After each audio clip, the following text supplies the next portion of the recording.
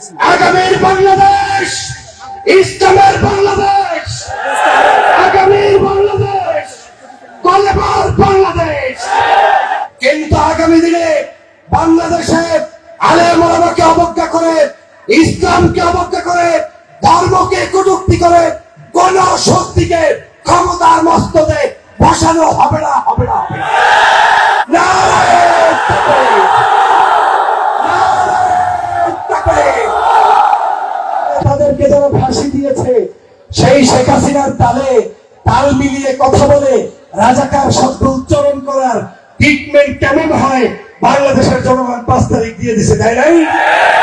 আবার ওই রকম রাজাকার ট্যাগ লাগিয়ে বিচার করবেন, তোমাদেরকে বাংলাদেশের স্টেজ বানিয়ে তারপরে বিচার করা হবে, ঠিক না?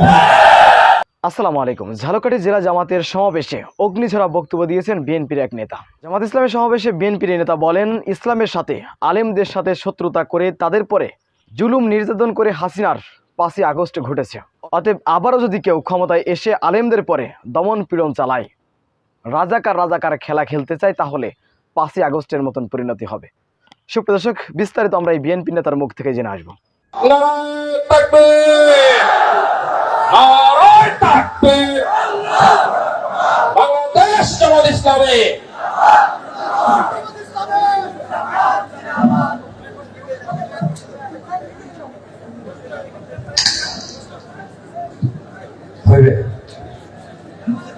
বিসমিল্লাহির রহমানির রহিম।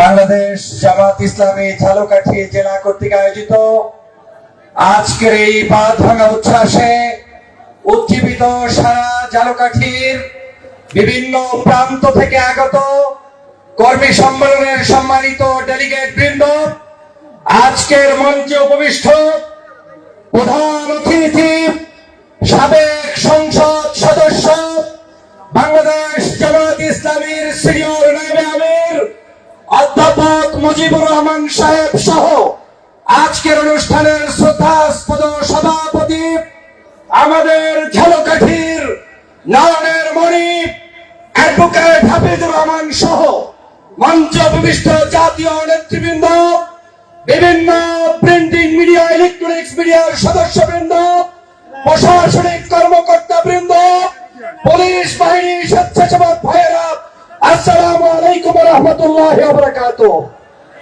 আজকের আমি একটি বার্তা নিয়ে আপনাদের কাছে উপস্থিত হয়েছি। শেখ হাসিনা যখন 5 তারিখে বাংলাদেশ থেকে পালিয়ে গিয়েছে, তখন বাংলাদেশের মানুষের জন্য আনন্দের সংবাদ থাকলেও আরেকটি দুঃসংবাদ হচ্ছে, বাংলাদেশের মানুষের মধ্যে অনৈক্য তৈরি করে তিনি বিদায় নিয়েছেন। এখন বাংলাদেশের মানুষকে সিদ্ধান্ত নিতে হবে, আগামীর বাংলাদেশ ইসলামের বাংলাদেশ, আগামীর বাংলাদেশ কলেমার বাংলাদেশ। এই কলেমার বিরুদ্ধে, ইসলামের বিরুদ্ধে গত 16 বছর সম্মিলিত ভাবে যারা এরা বিরোধিতা করেছে, তাদের বিরুদ্ধে আমরা আওয়াজ তুলেছি, ঠিক কিনা বলেন? অতএব আমাদের আওয়াজ কি বন্ধ হবে? জোরে বলতে হবে, আওয়াজ বন্ধ হবে, আওয়াজ বন্ধ হবে। এই অঞ্চল হচ্ছে প্রিয়লিয়ার পূর্ণভূমি। একদিকে চরমনাই, অন্যদিকে ঝাড়সিনা। আর যেই ভূমিতে বসে সমাবেশ করছেন, সেই ভূমি হচ্ছে ইত্তেহাদ ওয়াল ইখতিলাফ মতৈক্য সহযোগীর প্রবর্তক হযরত কায়েদ সাহেব হুজুরের পূর্ণভূমি, ঠিক কিনা বলেন? আজকে ঝালকাঠিবাসীকে স্পষ্ট করে দিয়ে বলতে চাই, আমরা কারো প্রতিপক্ষ নই। ব্যক্তিগতভাবে রাজনৈতিক ধর্ষণ ভিন্ন থাকতে পারে, কিন্তু আগামী দিনে বাংলাদেশে আলেম ওলামাকে অবজ্ঞা করে, ইসলামকে অবজ্ঞা করে, ধর্মকে কটূক্তি করে কোন শক্তিকে ক্ষমতার মস্তকে বসানো হবে না, হবে না, হবে না। এই জমিন থেকে, এই জমিনে তৈরি হয়েছে আল্লামা দেলোয়ার হোসেন সাঈদী, ঠিক কিনা বলেন? দেলোয়ার হোসেন সাঈদী সাহেব কি এমনি এমনি মারা গেছে না তাকে মারা হয়েছে? আল্লামা দেলোয়ার হোসেন সাঈদীর রক্তে যদি তোমার বুকে থেকে থাকে, তাকবীরের ধ্বনি দিতে বলছি।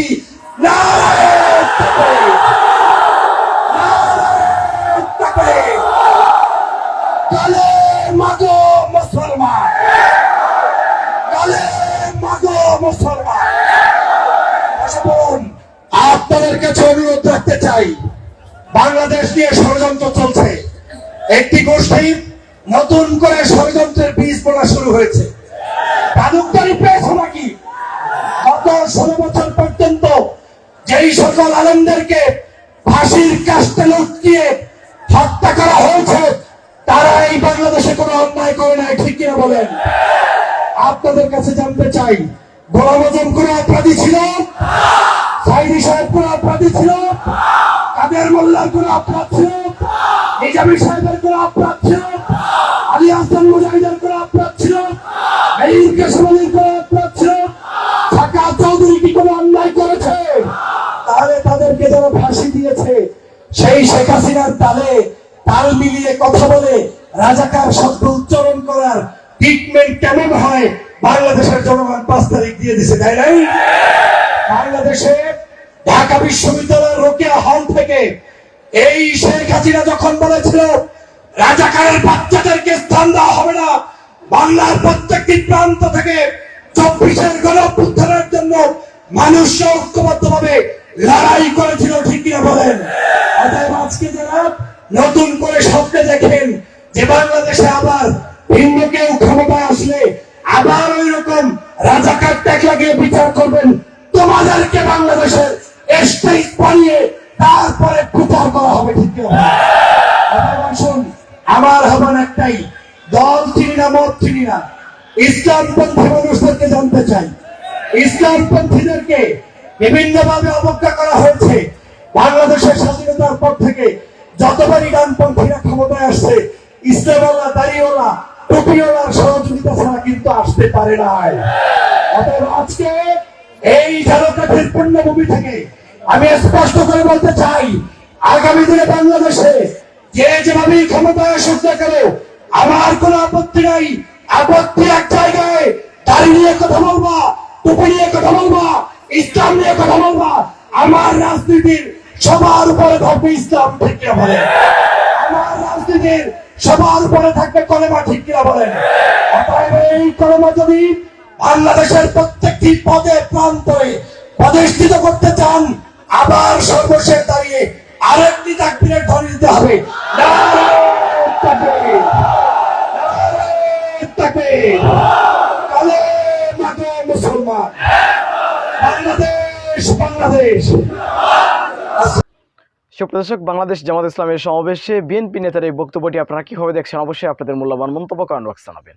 সবসময় সত্য নির্ভেজাল তথ্য পেতে স্বাধীন বাংলা টিভি ইউটিউব চ্যানেলটি সাবস্ক্রাইব করে আমাদের সাথে থাকুন। আসসালামু আলাইকুম রহমতুল্লাহি ওয়া বারাকাতুহু।